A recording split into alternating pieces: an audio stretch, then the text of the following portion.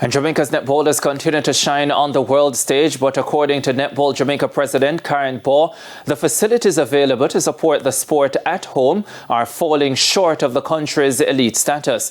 Daniel McLeod has that story. Jamaica is one of the most elite netball nations in the world, with many players capturing the hearts of fans across the country while showcasing their talent, skill and prowess on the international stage. However, the facilities available at home leave much to be desired.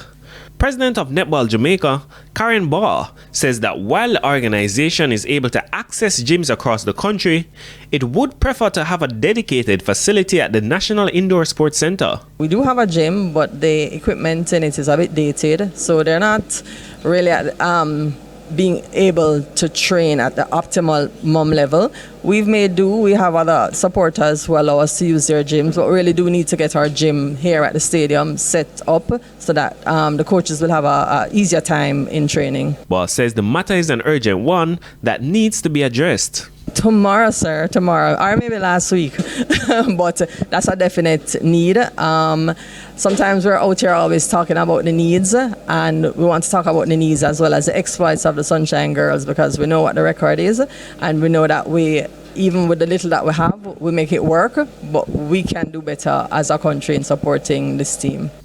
Meanwhile, with the Netball Jamaica Elite League set to begin on Friday, Baugh explained the significance of the competition in developing new players for the national program. For the Elite League, the Sunshine Girls are mandated to play in the league. It's where you see top-class netball. It's one of our leagues that we curate specifically as a part of the pathway for players to get to the top level. So you will have our development squad as a team, you'll have Sunshine Girls, and you'll have other top elite players in the netball community who participate in this league. The competition gets underway on Friday with a doubleheader. The Kingston Hummingbirds will face the St. Andrew Orchids at 6 p.m. before the Manchester Spurs take on the Jace Risers at 7 p.m.